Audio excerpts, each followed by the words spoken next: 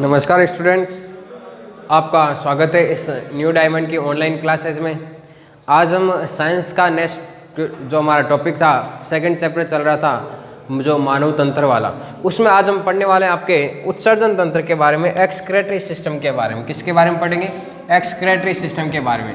अध्याय नंबर जो हमारा सेकंड नंबर चल रहा था, कौन सी क्लास में? 10th साइंस में। ठीक है, इसका नाम क्या था? आपके मानव तंत्र चल रहा था। क्या था? मानव तंत्र, जिसमें हमने पाचन तंत्र, श्वसन तंत्र और आपके रक्त परिसंचरण तंत्र के बारे में हमने डिटेल से बात कर ली थी। आज हम पढ़ने वाले हैं आपके उत्सर्जन तंत्र के बारे में, एक्सक्रेटरी सिस्टम के बारे में पढ़ने वाले। किसके बारे में?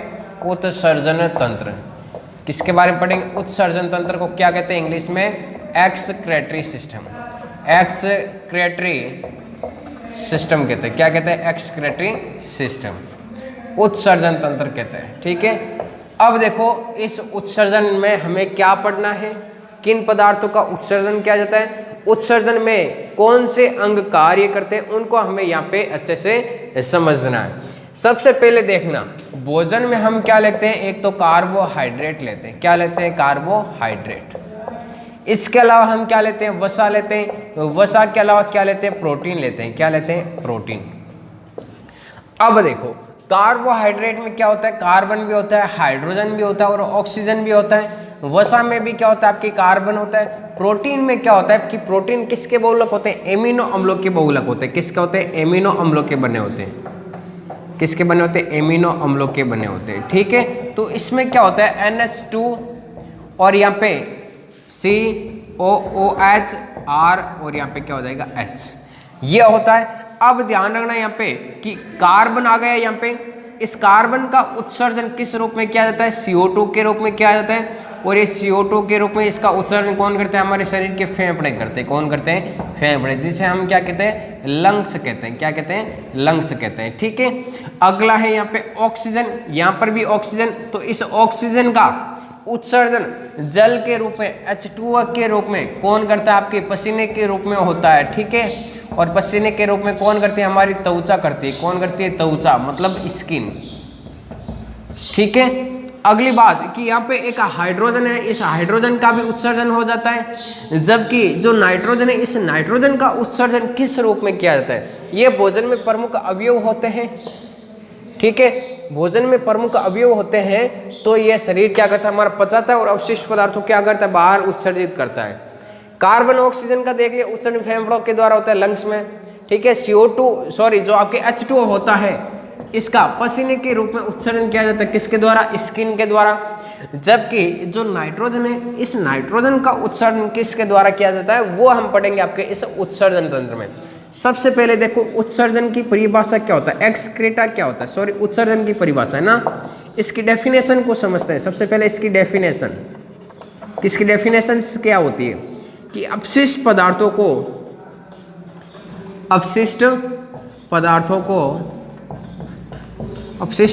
को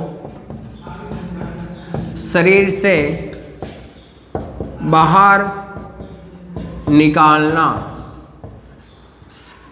ठीक है, बाहर निकालना क्या कहलाता है? उत्सर्जन कहलाता है। अपशिष्ट पदार्थों को शरीर से बाहर निकालना क्या कहलाता है? उत्सर्जन कहलाता है। एक्सक्रीशन करना क्या कहलाता है? उत्सर्जन कहलाता है। अगर हमें उत्सर्जन तंत्र की परिभाषा पूछे तो उत्सर्जन तंत्र की यहाँ पे परिभाषा क्या हो जाएगी कि शरीर का वह तंत्र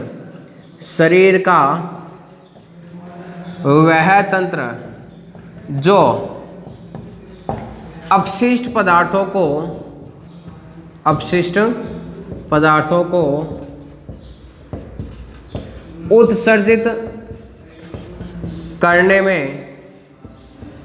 उत्सर्जित करने में सहायक होता है, वह तंत्र क्या कहलाता है? आपका उत्सर्जन तंत्र, एक्सक्रेटरी सिस्टम कहलाता है। उत्सर्जन तंत्र कहलाता है। इस बात को आप यहाँ पे नोट कर लेना कि उत्सर्जन तंत्र किसे कहते हैं कि शरीर का वह तंत्र जो अपशिष्ट पदार्थों को क्या करता है? शरीर से बाहर त्यागने में सहायता करता है। वो भी कौन से अपशिष्ट पदार्थों को? अब देखो इस उत्सर्जन तंत्र में पढ़ेंगे कि नाइट्रोजनी अपशिष्ट पदार्थों को, N2 मतलब नाइट्रोजनी नाइट्रोजनी अपशिष्ट पदार्थों को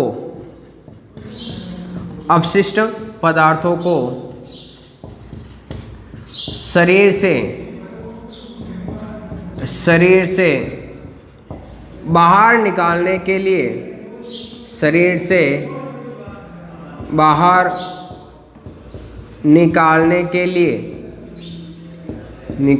के लिए मानव में दो जोड़ी वृक्क, या इन्हें क्या कहते हैं, किडनी नहीं कहते तो क्या कहते हैं, इन्हें गुर्दे कह सकते हैं। ठीक है, कुछ भी कह सकते हैं, या तो वृक्क, किडनी या गुर्दे उपस्थित होते हैं।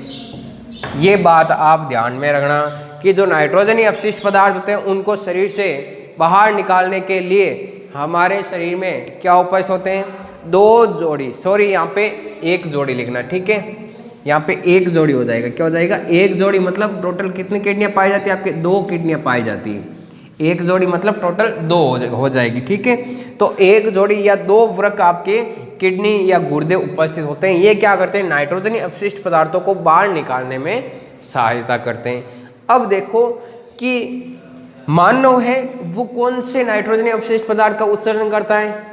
इसके अलावा जो आपके मरुस्थलीय जंतु होते हैं वो किस पदार्थ का उत्सर्जन करते हैं, कीट वगैरह, पक्षी वगैरह होते हैं वो किस पदार्थ का उत्सर्जन करते हैं, वो हमें यहाँ पे पढ़ना है। ठीक है, अब देखो नाइट्रोजनी अपशिष्ट पदार्थ के आधार पर मैं यहाँ पे जंतुओं का वर्गीकरण आपके सामने ड्रॉ कर रहा हूँ, उसको आप यहाँ पे ध्यान में रखना कि कौन कौन से नाइट्रोजनी अपशिष्ट पदार्थ के आधार पर जंतुओं का वर्गीकरण है और कौन कौन से जंतु आपके उपस्थित होते हैं।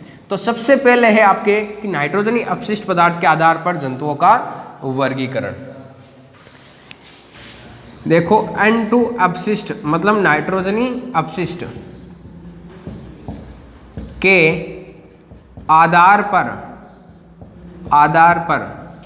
जंतुओं का वर्गीकरण, किसका वर्गीकरण, जंतुओं का वर्गीकरण।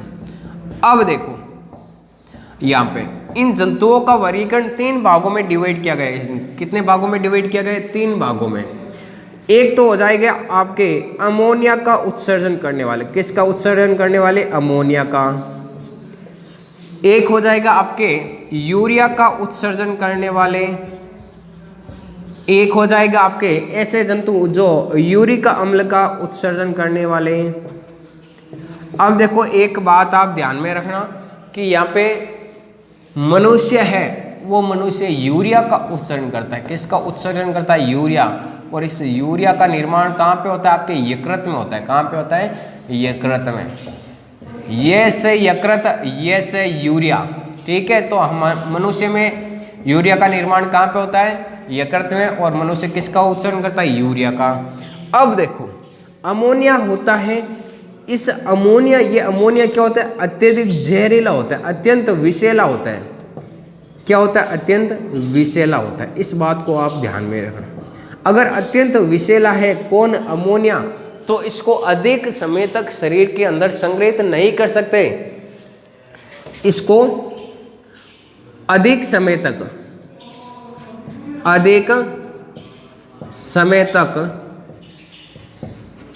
शरीर में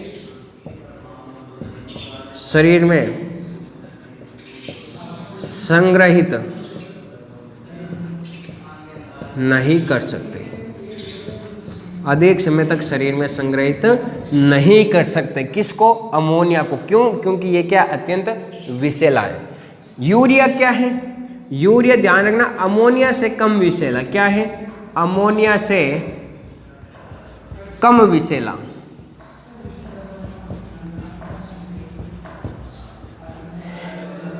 तो इसको थोड़े समय के लिए शरीर में संग्रहित किया जा सकता है। थोड़े समय के लिए शरीर में संग्रहित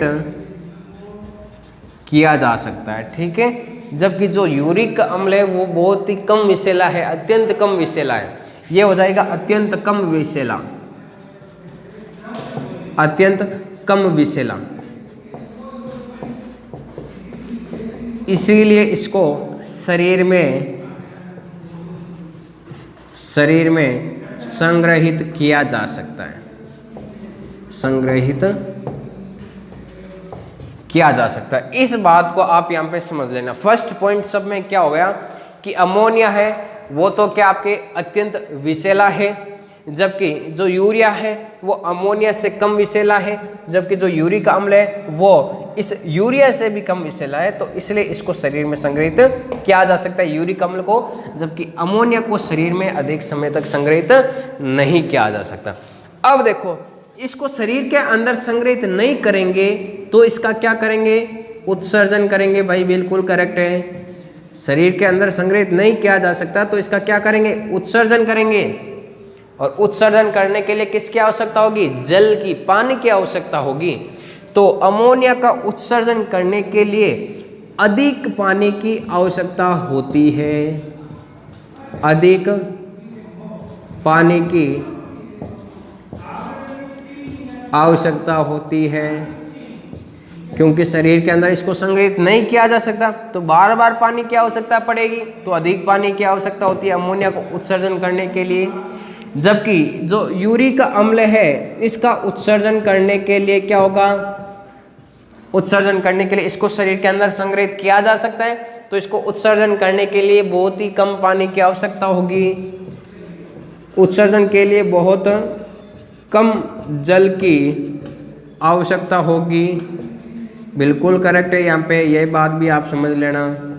अब देखो भाई, इधर यूरिया में देखो ये दोनों के मध्य का है, किस किस के मध्य का, ना तो अधिक पानी की आवश्यकता ना तो कम पानी की आवश्यकता। तो कितने पानी की आवश्यकता होगी, तो इसमें पर्याप्त पानी की आवश्यकता होती है। उत्सर्जन करने के लिए पर्याप्त जल की आवश्यकता होती है। ये लो भाई, आपका ये कॉन्सेप्ट क्लियर हो गया यहाँ पे कि अमोनिया क्या अत्यंत विषैला, इसीलिए इसको शरीर के अंदर संग्रहित नहीं किया जा सकता, इसीलिए इसको जल्दी से उत्सर्जित करना पड़ता है। और जल्दी से अधिक उत्सर्जित करने के लिए क्या करता है, अधिक पानी की आवश्यकता।